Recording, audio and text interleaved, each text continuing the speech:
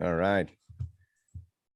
We're live. Welcome to paraglidingtalk.com. I'm your host, Robert Michaels. Glad you were here.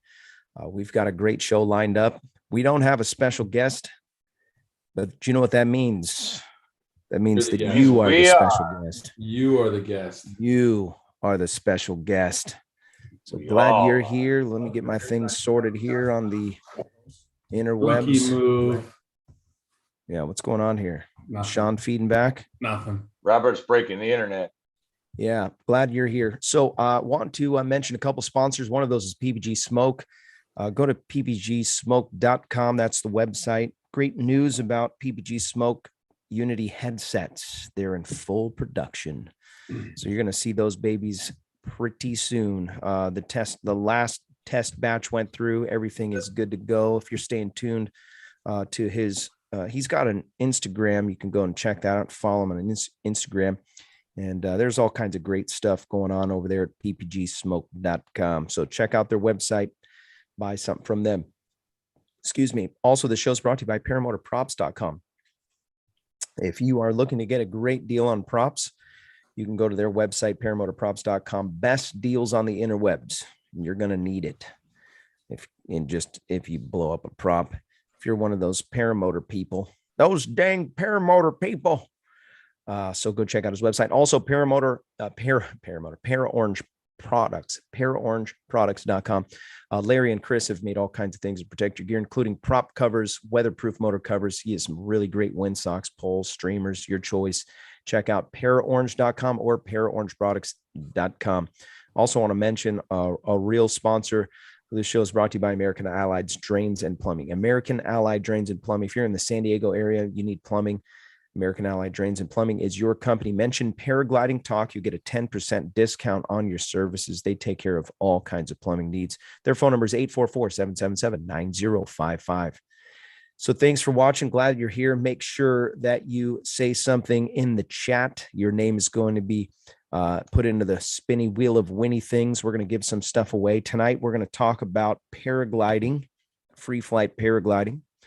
And we're going to talk about a few things that I've learned along the way. We're going to answer your questions.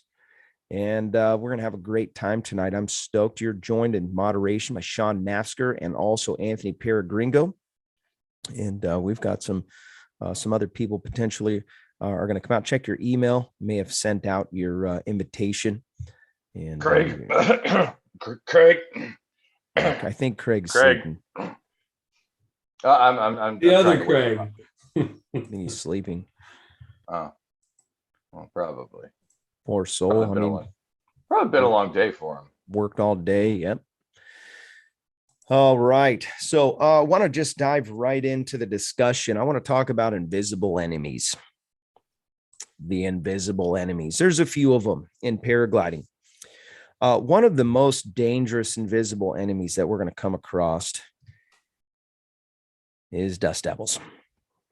I saw a video that popped up in the feed just a couple days ago, and a bunch of guys' stuff just gets plucked. I want to say, when you decide that you're going to fly and you start to unzip your bag and you start to do your thing, your next steps should be get in the harness, get your wing out, and get in the air. As soon as that zipper opens up, it should be in the next 5 minutes, you're going to be in the air after you do all your pre-checks, do all your stuff. I'm seeing more and more of these videos of guys. This stuff is, literally their gear is out and it's like they're ready to fly, but a dust devil will come by, pluck that stuff and throw it into the air. Resurgence PBG asked, why can't you get Josh Bowden on the show tonight? I don't know. I really don't know. There was a video that I saw pertaining to dust devils. Fly with Greg. He has a good series out. And he actually was coming, I believe he was coming into land, and a dust devil had kicked up. Yep. And it tossed him to the ground. But it was very informative. Some of the best pilots in the sport that guys that I've looked up to. There's three particular ones. One broke his back. I think the other one ended up getting pretty badly wound up.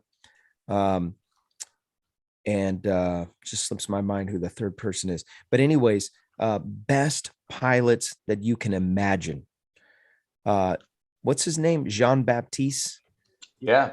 Yeah, Jean Baptiste hit a dust devil coming into land. I mean, you've seen some of the crazy stuff that he's done. And Invisible Enemy got him. Also, another invisible enemy is the paraglider pilot that you don't know is next to you. Something that's really important, especially when you're flying locally, like here in San Diego, there's almost always someone else you're going to be flying with. And something I've said over the years, and something I think in any aviation, you need to have head on a swivel. You're always looking. You're always kind of taking a peek, what's going on, and having a mental note of how many pilots are in the air. And I'll tell you what happened. This is a few different times I've been at Blossom, and we have 4, 5, 6 pilots all show up, and usually it seems like I'm one of the first couple guys to just get my stuff and go and send it. But when it comes down to going to, we're going to fly from Blossom and then we're going to go to El Cap. There's this time when you're trying to just find the one ticket to freedom, the one thermal that's going to get you up high enough so you can make the leap across the valley. There are times when all 5 pilots are in the same last helicopter out of Vietnam thermal. And so we're working this thing together. And That's what you call a gaggle, right? Yep, we do call it a gaggle.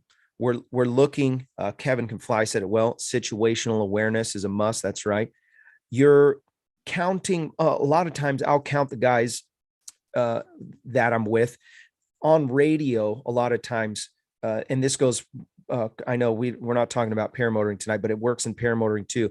Letting your somebody that you're flying with know where you're at. If they can't see you because you're in a blind spot, let them know, hey, I'm right behind you. I'm 100 feet. I'm 100 feet up, and I'm at your 6. And if you, I'm just gonna say it because I know. Look, I'm a simple guy, and it took me time to learn things. I didn't know what that meant when they said that I'm at your 6. But if you don't know what that means, I'm just gonna I'll share it anyways. It's the clock. And your 12 o'clock's right in front of you, your 6 o'clock's right behind. So you imagine that you're the clock. So anyways, let people know where you're at, what your intentions are. Now, this is a big one, okay? And we're talking about free flying. So keep in mind, these might cross over into both. When you're moving in a certain direction, everyone knows ridge rules. If you don't know ridge rules, I encourage you to dig up a little, do your own little research on ridge rules. And when we say ridge, we're talking about when you're flying down the ridge, Torrey Pines specifically. And it's just like cars on a road. You're always on the right, and you never pass on the left.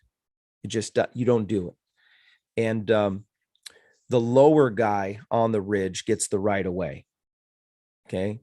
So now there's a couple other things. When you're talking about flying in a gaggle, you want to go the same direction. Okay. You're going to be everybody's going to be turning, and you're going to be finding the edge of that thermal. You'll feel your wing kind of bob in and out of that thermal, but you're always going to be looking for that strongest point. And so there's going to be times when you're going to get kind of you're going to feel like, oh, I know that this is where the center of this thermal is, and you might have another guy come to join you, and he's going to eat up some of your circle. It happens.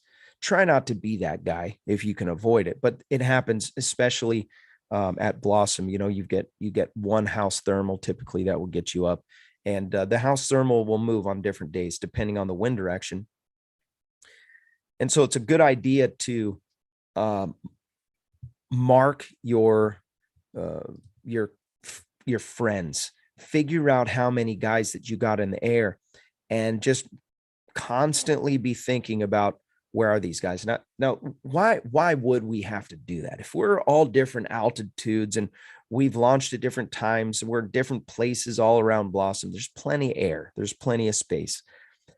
There have been times that I got in a thermal and climbed 1,000 feet in 1 minute, and I feel like I just jumped in an elevator and just, I mean, cooking, and right up to the guy who's at the top of that same thermal. I just found the core of it and take it right up to the top.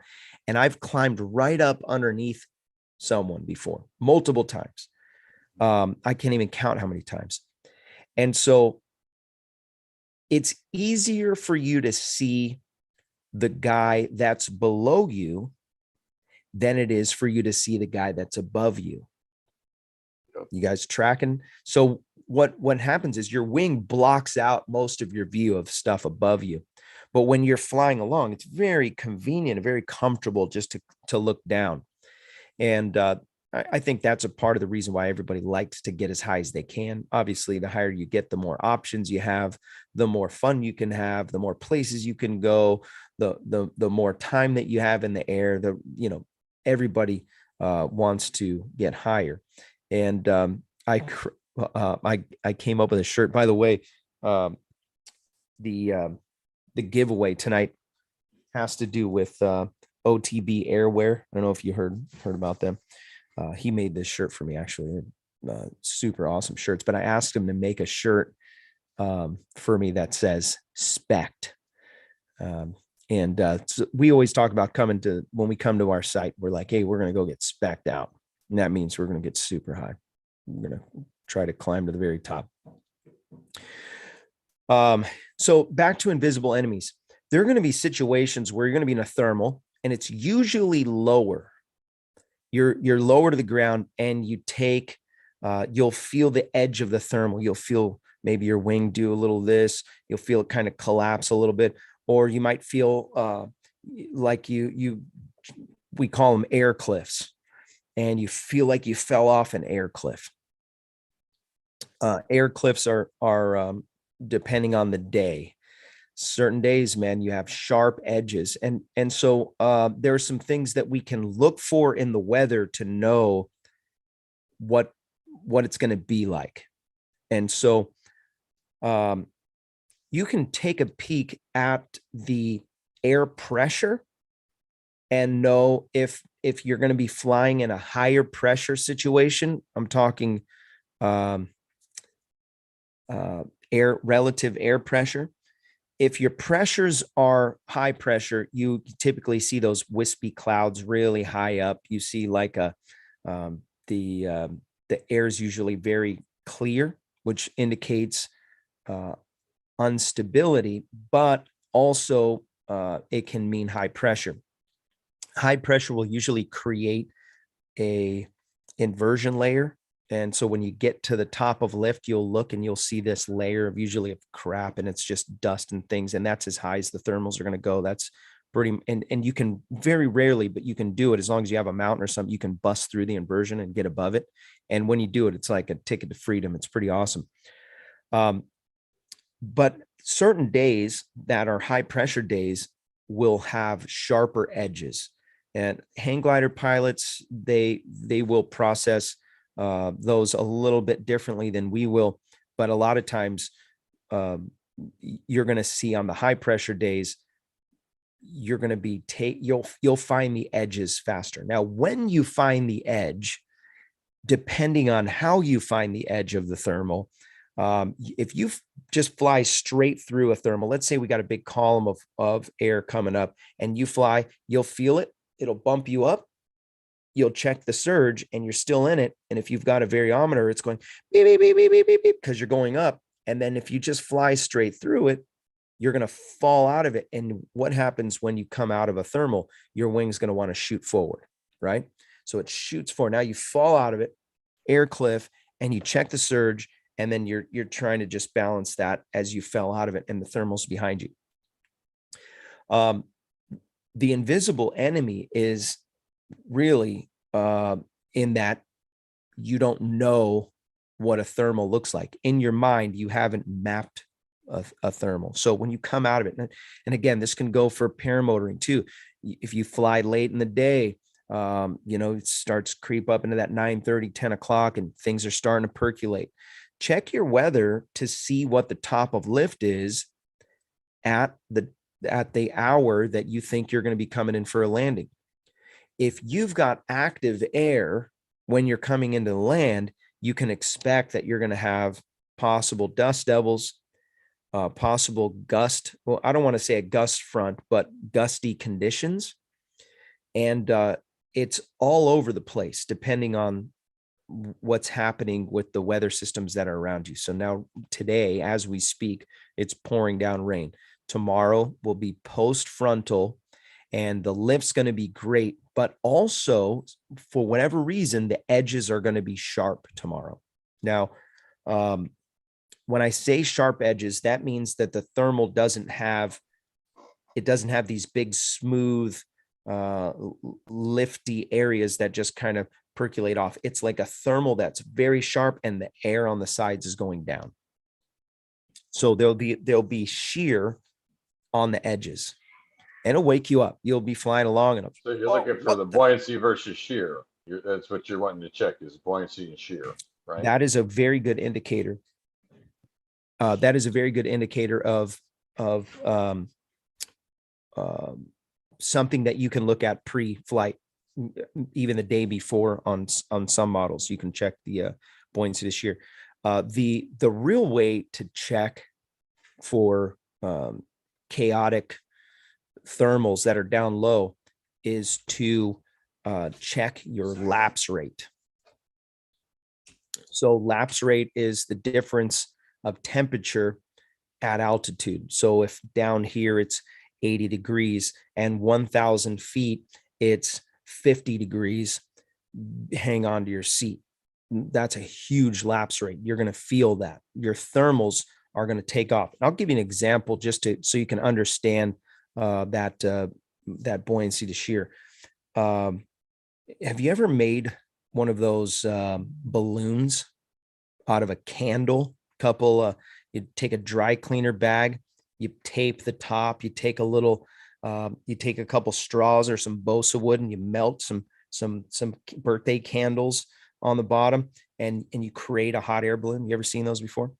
So I'm sorry, Robert, I'm not into arson.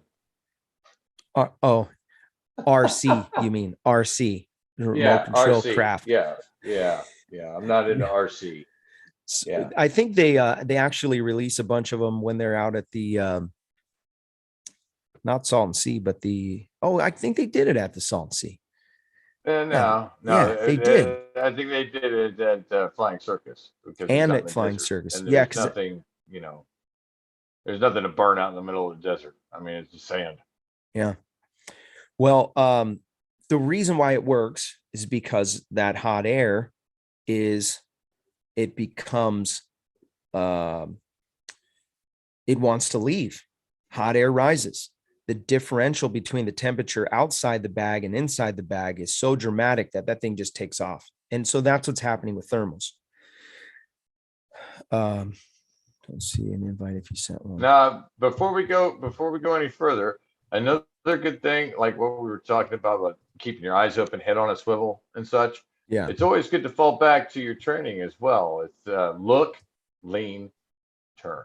Always look first before you do anything. Always look, because that's going to give you situational awareness, everything that's around you. You know what I mean? That's right. One of the critical things in getting into the thermal or active air piloting, one of the critical things is understanding how to fix the situation, collapse recovery. So it's good to know that, because we're still talking about invisible enemies. When you take a collapse, typically your reaction is going to determine your fate.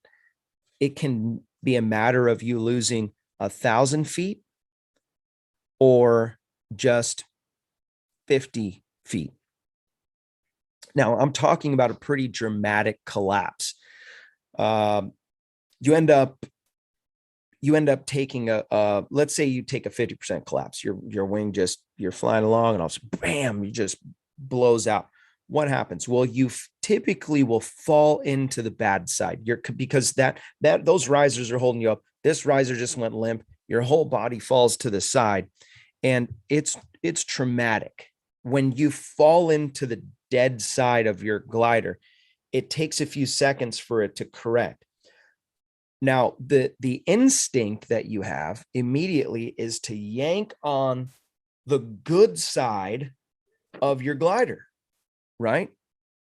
Why? Because it feels like, oh, I need to grab onto something because I'm falling this way.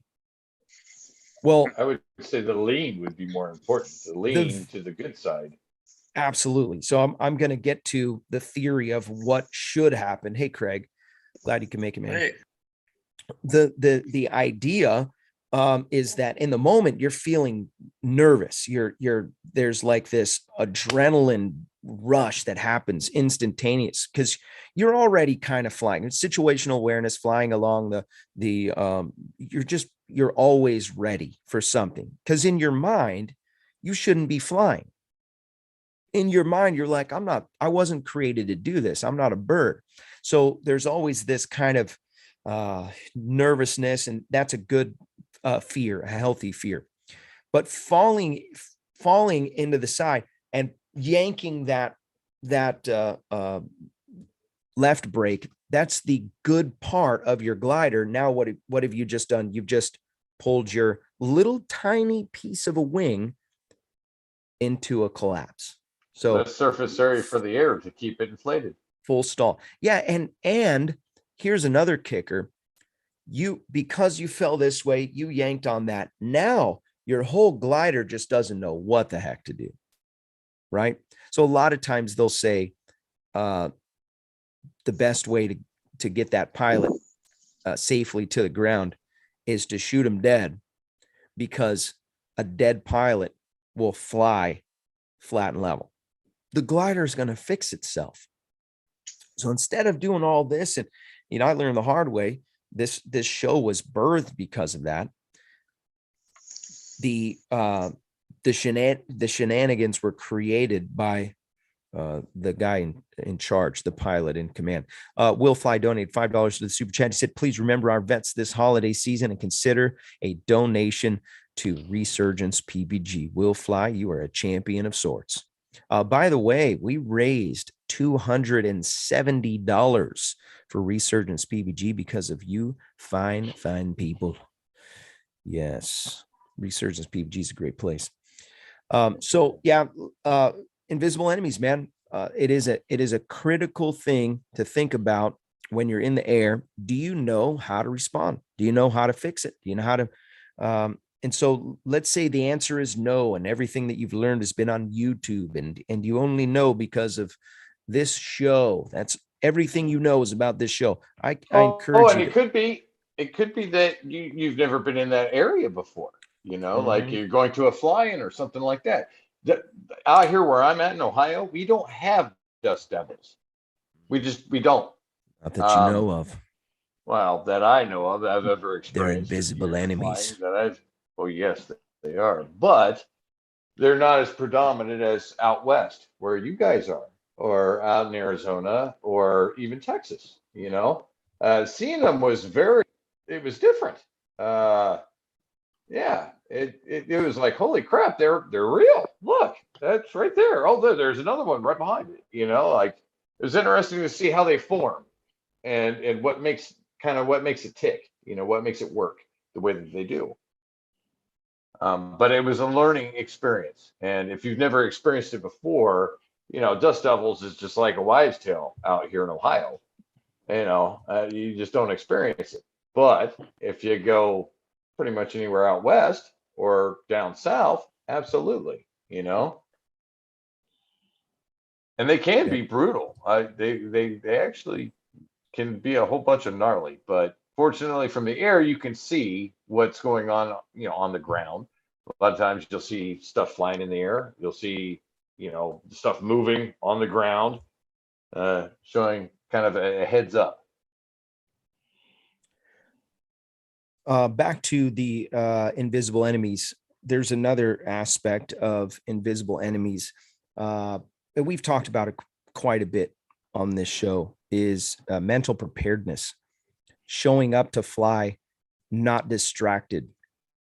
We passed out a letter at work, and I had to create this form for a distracted work environment. And that has everything to do with, getting high, drinking on the job, texting while you're driving, messing with your instrument panel, messing with instruments. You're flying a new glider that you don't really know. Tell you something, when you get a new glider, what you should be doing is learning what that glider is going to do, not letting that glider teach you what you need to do. Ground handle. There are situations that you put yourself in because you jumped maybe a class, or you got on a glider that you shouldn't have been flying yet. I did that.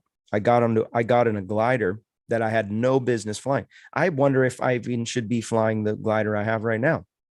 But I feel like I've kind of bend the rules testing the glider.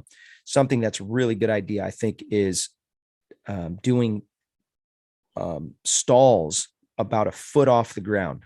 Now, I want to warn you, you can still get hurt doing this. You can still jack yourself up, land on your back, and I've done it many of times.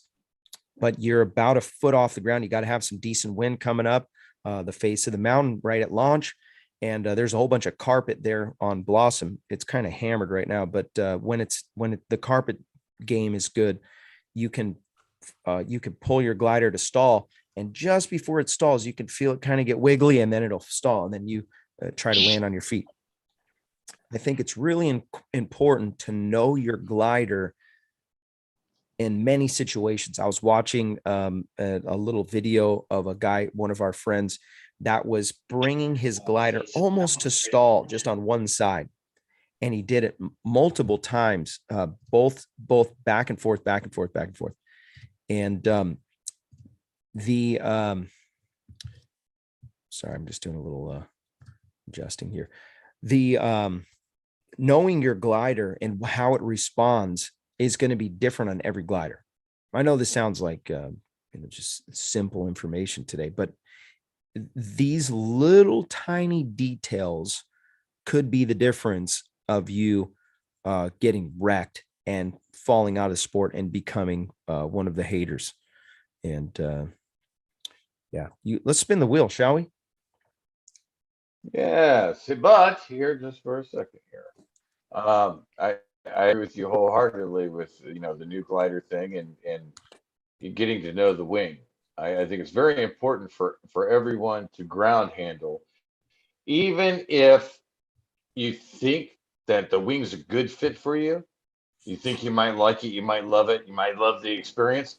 Ground handle at first, because it might not react the way that you expect it to, and it's better to have that feeling when you're ground handling it as opposed to having it strapped into a motor, and you got your motor running, you're all clipped in and everything. Things don't go as well as planned, and guess what? Now you got a propeller that's spinning pretty good behind you, and you're going through that experience. It's very important that you get the gliders out, you ground handle them, you get to understand what it is telling you first and foremost, because that's part of piloting an aircraft, is understanding the aircraft and understanding what it can and cannot do. So that way you can be safe. And with that special note, I'm not taking any more names in the wheel. Sorry, if you didn't mention anything, Robert gave you the heads up too, early, just saying, Just saying. Just saying, yeah. And here we go. We're going to share this wheel here, and I'm going to shuffle the names. There we go. All right. You all see the screen, right? I see it. All right. Yep. We're going to spin it. We're going. The spin of this wheel is brought to you by Calamity Kite Clinic. If you want to sign up for some lessons on how to kite your wing, go to the website calamityKiteClinic.com and you can sign up and learn everything you need to know about ground handling. Step up your ground handle game. We're giving away over the back hat tonight. OTB Airwear. This guy created this t-shirt and hat company just for pilots. It's pretty awesome. Oh, it's rigged. Watch it land on Sean. No way. No way. Is it the first time ever? No way. Oh. Yeah. It might be. Yeah. Oh. John hey. Nafsker. Wow. The guy that controls the wheel. Spun the wheel. It is completely random. I mean, as a matter of fact, here, look at this now. Okay, check this out. I'm gonna scroll down, and it even says that it's all. Can the wheel be rigged? It cannot. Can the wheel be? He's got rigged? He's got that information just kind of handy, ironically. That's automatically on the page. I can respin it though. I'll make it fair. I'll respin it. No, that's you know. Man. Come on. I took his oil a couple months ago. Yep. Well, Robert, you'll need my new address because it's different now. Yeah, you have to send me a new address. Yeah. I wrote your name down. Congratulations. I'll give it to you after the show. Thank you so very much. You earned it, y'all. By the way, Seabass won last week. He almost won again tonight.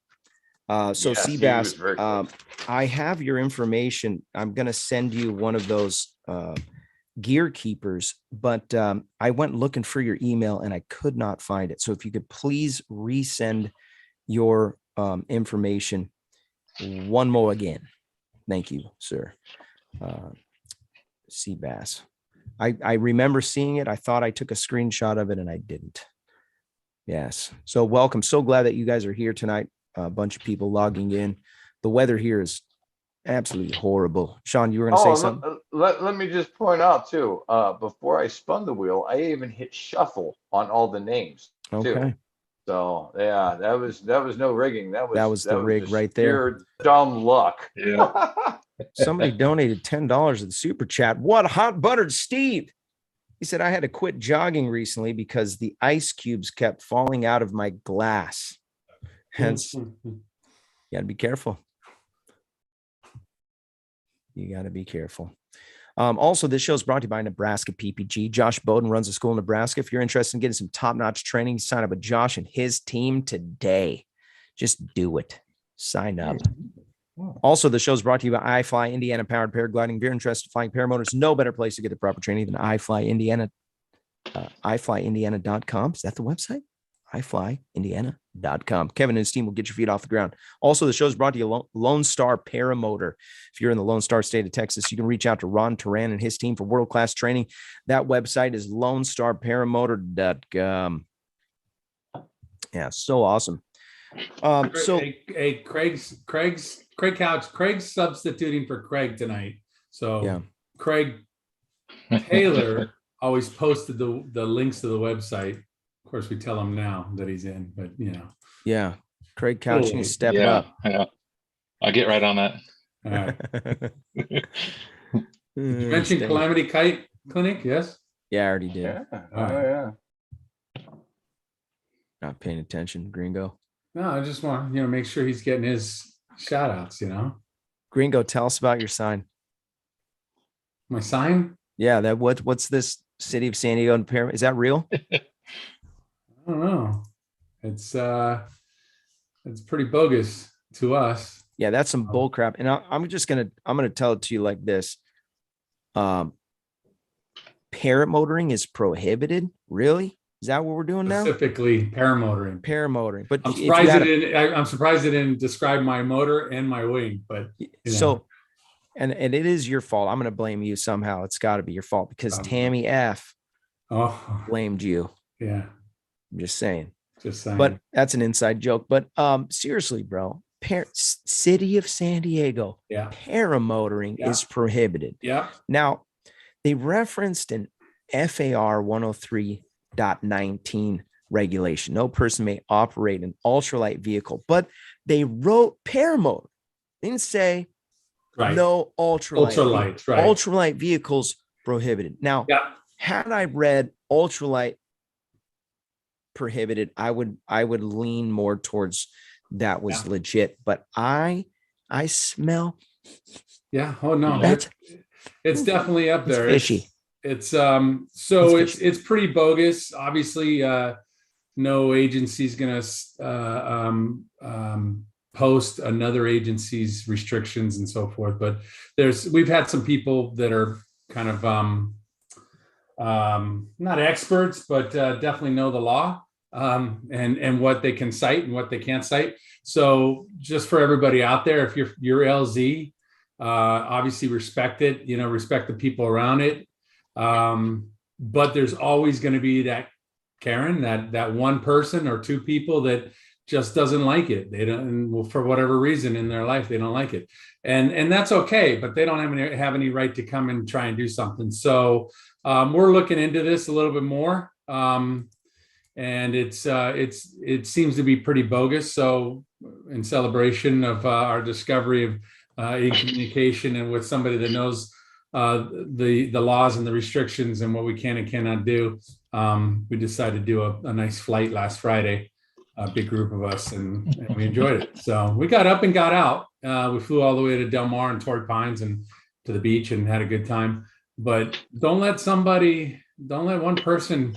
It's amazing how much power one person can have. They actually had this created through the city, it looks like, but I think there was some links that they skipped some steps because there was no one in any of the groups was notified about a hearing, and that's typically what I said. There was no hearing. No hearing. So maybe the person that doesn't like it, that lives somewhat in the area, and this park it's away from houses enough to where it's no different than someone mowing their lawn or something like that. You would hear, around the corner. So, we're going to look into it more. It's not good, but we're happy. It's nice. We got a guy that'll make knockoff signs for you. So I got one. So it's nice. Anyway, a lot to say about that. Yeah, I have some strong opinions on freedom. This is still America. I remember, and I'm about to ruffle some feathers right now with what I'm about to say, so just deal with it. I bought a glider online. Bad idea, I know. I went and bought the gear. Very nice people sold me gear. I gave them, I wasn't dishonest with them, but I wasn't completely transparent about my plans. I didn't tell them that I was going to go and huck it off the hill after I taught myself to ground handle. But anyways, when I was flying without any kind of certification regulation. No, I didn't have a P1. I had nothing. I was learning in the park on the ground handling. I did approximately 20 hours before I ever took a flight. Hold on, I'm gonna look at my logbook. I can't remember what it was. 25 hours before I ever got my first flight. I was doing things methodically because I wanted to be safe. But when it came to the hill, there was somebody approached me and said, what's your thought? It was actually Phil Russman. He asked me, what's your thought? And he was being very firm. What's your thought about a guy who shows up to Little Black and tries to self-teach? And I was like, teach his own. You wanted, and then he brought something else up, and he goes, what happens if that guy gets hurt on the hill? And he brought us something. He said something else, and I just stopped him. I said, listen, man, that particular mountain has been used for 100 years, literally going all the way back. I think to 90 years ago, they were testing things. I'm talking like the Wright brothers type stuff off of Little Black, testing different aircrafts, different ultralights. Tons of people have got hurt flying off of that. They didn't have some club that they were a part of before they fly. I'm not knocking clubs. I'm not saying it's bad. I'm not saying it's wrong, but I do have this, there's this certain place in my heart for freedom to be able to just enjoy the known world. I'm not going out there to hurt somebody else. If anybody was going to get hurt, it was going to be me. And that's when you start putting, paramotoring's prohibited because you're worried about someone getting hurt. Now you're stepping on a freedom I have a problem with that. So now I want to put up a sign that says putting up signs in the state of San Diego or in the state of California is prohibited. Breathing air is prohibited. Yeah, no I don't breathing agree. area. I don't like No people breathing area. breathing the same air that I could potentially be breathing. It's not fair. I want to let's have a meeting about that and we'll put up a sign. Shall we, Gringo? Let's make a sign. No unenjoyment. Whatever you're doing, you must have joy doing it. And if we find out that there was no joy, then you're not allowed there. No seeing zone. That means if you're No in that looking. zone or you're within sight Yeah. of that sign, that means Yeah. you didn't see nothing. No hearing. But anyways, back to the foundation of what we're talking about here. There's a certain amount of freedom that we're enjoying that is going to be challenged. What people don't understand, typically they despise. They haven't given it a chance. They haven't given it a thought. It's noisy. But I bet you that person, had they stumbled across a video and wanted to become a pilot at some point, would be different. There's a skewed, here's the kicker. I wonder about I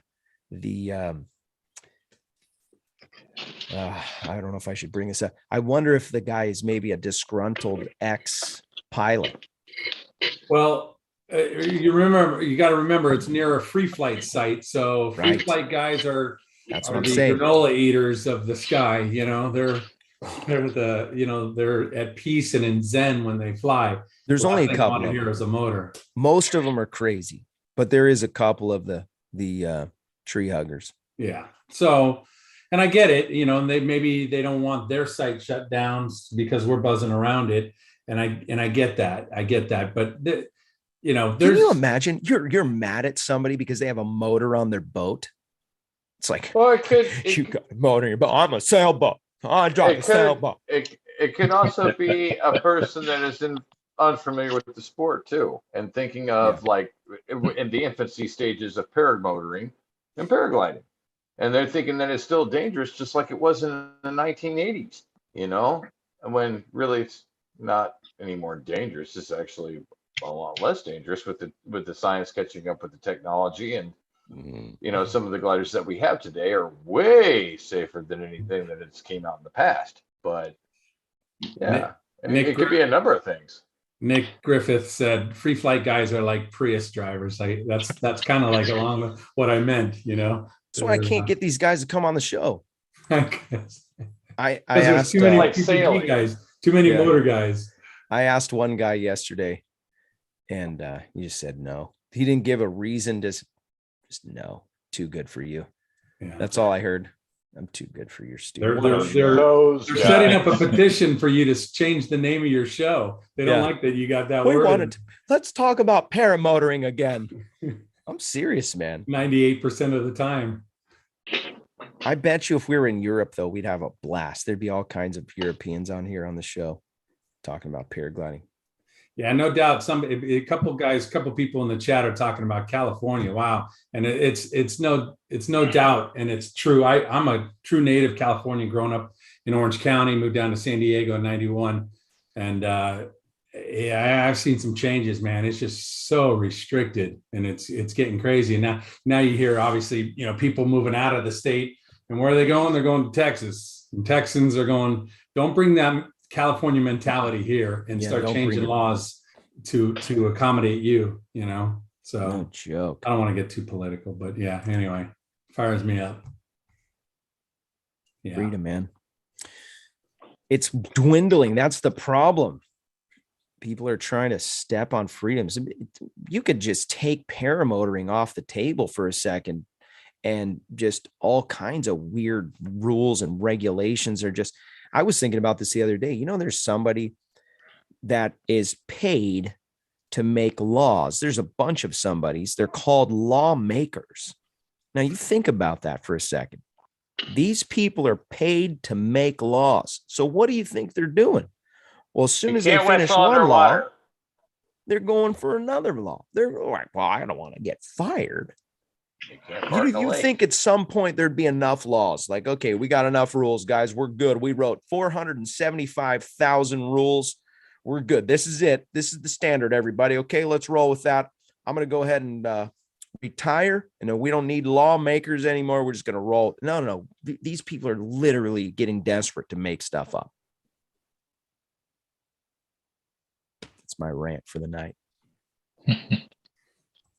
Literally paid to make rules. Can we think a little bit? Think things through. Yes, but that'd be like work, Robert. We're not technically working right at this moment. We're educating, and we're inspiring people to want to do something that's pretty awesome, that not many get a chance to imagine, let alone experience. Mike asked in the chat, just said there's a bill in Illinois to outlaw weed whackers and leaf blowers run by gasoline. Yep, that's legit. But that's in California though too, right? It's also in California. But see, the difference in Illinois, they're trying to pass it because Illinois is trying to be like California. California already passed that crap, and that is on the books. And we are not going to.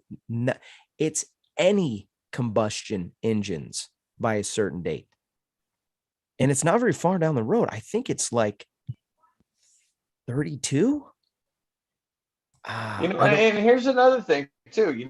Being that I live in Ohio, if everybody was to follow the Californian gist and everything, that would mean that I wouldn't be able to fly my paramotor, which means I'd never be able to fly in Ohio because we don't have any mountains. Well, no, it's not that you won't be able to use it.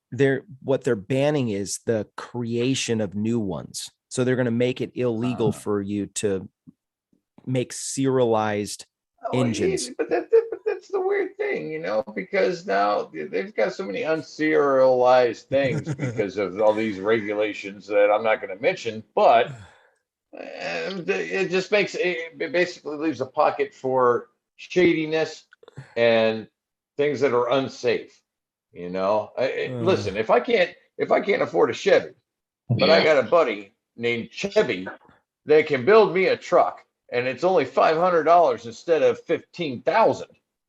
I might go up to Chevy and say, "Hey, Chevy, can you make me a Chevy instead of a Chevy?" So I believe I think one of your rules, Roberts, is, I don't know if it was on there, besides no swearing, was no politics and. Hey, you whatever. shut your mouth. But hold on. That's a good point. Here's what I'm getting at. Here's what I'm getting at is that obviously our flying. Look behind me at the sign. It's regulations that it dips its toes into the water of politics, and you can't deny it. You can't avoid it. It's part of it. It's part of our flying culture, especially as this sport grows and we find an LZ and we lose it because it's gotten crowded and somebody jacked it up. But but I agree. It's a paramotor paragliding talk show. Jack Burton says, or we could talk about flying. So Jack Burton. We want to try and keep it obviously on Jack the Burton just tells it how it is. That's I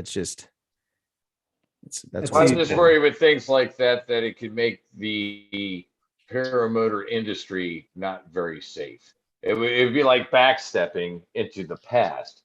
They put all this work into to keep the equipment safe. Yeah. Making it harder for people to get them or to even be allowed to get them. That means that people are going to be making their own and making mistakes. And that's going to cause a big problem for our sport. Yeah, they don't care about your safety. Newsflash. Chris Fenmore said, my aunt and uncle live in San Diego. They're in their 80s and they're sick of all the crap and they want their plastic straws back. Man, preach that. Your aunt and uncle right on time, man. No chewing gum. PBG Bob Father, what's up? Some new faces in here too. Hank Lynch, welcome. Yes. Welcome. Paul Elwood's watching tonight. Thank you, Paul Elwood. Good to see you. We got a good spread of people. Yeah. Yeah. Sorry, Jack Burton. I know. Who's Baby Customizer? That is Kodiak Express, one of the funniest commenters on the internet and a professional level 7 wizard troll. He's incredible. Yeah, I'm just letting you know now. You're dealing with the best. We're dealing with Kodiak He's got a level, Express. not a tier. Yeah, so Baby Customizer must be one of his troll accounts. He is incredible. I've seen him on some videos that he shows up with just the right comment. There's not many of them like that. Hot Buttered Steve, he's one of them. He's in the grand wizardry of trolling. I would say very delicate with words. Like, yeah, this could get me. It could get me in trouble, but yeah, I'll word it this way so that way it doesn't. Hey, Mad Sloper's got a question. Pros and cons of reflex wing on PPG versus PG traditional wing. Yeah, reflex wings are incredibly inefficient, and it's because of the airfoil. The way that the design of the airfoil. Let's say that my pinky is the front of the wing. That's your A risers, and then this is your brakes in the back. The wing design for a flex has this little flappy thing going in the back, causing the air to do this little thing at the end. So it's like literally pushing you down on the back. Is it safer? Probably, but it's garbage. For free flight. It's not very, it's not very sensitive. If you got a motor, it's not very, oh man. That's what they were designed for, was for motors, for speed. Exactly. But if you're free flying, it's not going to be efficient because it was built for speed. That's the thing. You're going to go fast. You're not going to catch any air to give you any lift, and you're just going to, Yep. Yeah. Hey, Resurgence PPG. Yeah, I just saw that. To talk about your leadership award nominations. Yes. So I was going to mention that towards the end of the show, but I really appreciate that reminder. Please go to the website, and I believe it's / I'll just pull it up while we're talking. Nominate somebody for the Freedom of Flight Leadership Award. It's a really important award to me. Okay.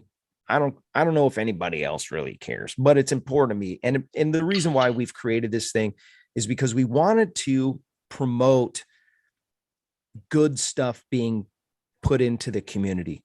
I just got a nomination actually from Resurgence PPG. He nominated the guys over at, well, I won't say you nominate somebody, and it's such a positive thing. It's a positive thing to offer something like this. I don't know. I was trying to think of like, how can we reward some of these people? So we spin the wheel, we give some stuff away, because it's more than just coming to watch a show and come hear us talk about flying and learn some stuff that makes you safe or whatever. But there's more to that. It's like Resurgence PPG is more than just a group of guys teaching some new guy how to fly that was in the military, that has, some adaptive recovery going on or something like that. We're a community that is trying to promote like this extreme high level of joy, because flying, it's hard to compare flying free flight or paramotoring to anything else. I can't really get excited about a whole lot of things, but man, do I get excited when it comes to flying. And I know all of you are the same way. So it's more than just you coming and watching, but when somebody is contributing something so awesome to the community, they need recognition. And if I can, boost that up a little bit, that's what we're doing. So how do you do it? You go to the website, paraglidingtalk.com, and just search around on there. Let's do it together. I just put a link in the chat, and so did Resurgence. So simple. Right to the freedom. Yeah. Freedom of Flight Leadership Award. It's right on the front. And it's not only just that though. You guys that view the show and catch up with us every week, you get a lot of information. And a lot of that information could be regurgitated later down the road, talking about the sport to somebody else that might not even know about the sport or is new to the sport. Yeah. And they might be able to benefit from some of that knowledge that you shared with them that you heard on the show, which keeps them safer. There's some incredible teachers out there that are able to hand over information that they're so good that they just paraphrase whatever they said. And they literally are just perpetuating awesome teaching. That's the person that I want to see get this award. Somebody who is constantly helping the community, doing something great. And yeah, awesome. Paul Elwood, he asked, what wing are you on now? Why do you say you should not be on it? And are you going to listen to that voice in your head? Okay, so here's the argument, Paul. And by the way, I'm flying a Sea Glider. It's the equivalent of the Delta 4, but it's the lightweight version, and they call it an Alpina 4. And the reason why I say I shouldn't be, maybe I shouldn't be flying it. I haven't, in the last 3 months, I've only been able to fly just a handful of times due to other works related stuff, and that the weather hasn't been great for free flying. And so I would argue that you need to be flying at least every week to fly a Sea Glider. Now, that's just a very general kind of archaic caveman answer to a standard of flying. I will say this: I can make that glider dance. That glider doesn't fly me; I fly it. I enjoy the. I've flown that particular glider. I flew the Alpina 2, and I flew that for almost 2 years. So the Alpina 2 is an incredible wing, and the Alpina 4 is even better, and I would argue is more safe. So I got on the Alpina 2 early, but I would say that where I'm at now, I really like it. I really like that. I don't plan on going to a D wing anytime soon, but if I did, I would be flying twice a week. And that's kind of like an unwritten standard that I have. So right currently, we talk about currency. My currency is low. I need to step up my flying game. I need to get out there more. And now that my work stuff is slowing down, I should be able to fly a little bit more. I just need the weather to cooperate. Weather. Yeah. Great question, Paul. Appreciate what you do for the community as well. Paul Elwood's been supporting the show since the very beginning. He's a neighbor also. I didn't know that. And we got to hang out a couple times. Super cool guy, and actually really incredible people. Yeah, man. So anyways, we're almost to the end. If you have any other questions you wanted to ask, I do want to mention 2 things real quick. One is Torrey Pines Glider Port. If you want to learn how to free fly in the most beautiful place in the United States, you can get your P3, P4. You can get all kinds of certifications at flytorrey.com. That's FLYTORREY.com. Also, reach out to Max about taking an SIV. Wouldn't it be amazing to get taught by a world-known professional paraglider pilot? flytorrey.com. Also, the show is brought to you by Resurgence PPG. If you're interested in supporting our men and women of uniform, you can make a tax-deductible donation to Resurgence PPG. The website is resurgencepppg.com. By donating, you're sponsoring those who have put their lives on the line for your freedom. You can reach out to Todd Scandrett at resurgencepppg.com, or you can just ask him in the chat because he's still in there. He's just lurking in the chat right now. Yeah. I really appreciate everybody that chimed in tonight. Thank you for your support. Please go and nominate somebody. I'm obviously gonna have to wait for the new year now to give out the trophy. So please nominate somebody. I've got multiple nominations for one person right now, and it looks like they're gonna get it. So I'm interested to see if you are all on the same page with that. And so right now, if we were to just call it today, I've got someone that is got all the nominations or the most nominations. I think they have 3 currently, and everyone else has 1. So there's like, I don't know, 30 nominations or something like that. So step it up. I know there's 45 people watching tonight. Go on the website, paraglidingtalk.com, and go to the nomination page for the Freedom of Flight Leadership Award for 2021. Actually, we might have to put 2022 if we're going to give it in January. Put a dash in between, 2021, Something like that. 22. Yeah. Yeah. Now we'll do it for 2021. Maybe we'll do it for New Year's, just before New Year's. All right, we're going to go to the after show. Thank you so much. If you want to join the after show, give me your email. Come on. Come join us for the after show. It's where the good stuff happens. Or I don't know if it's good stuff. It's probably the worst stuff. It's worser after. It's so good that YouTube won't even show it. Yeah, I won't share it. If you're worried about being on the internet, you don't have to worry about the after show.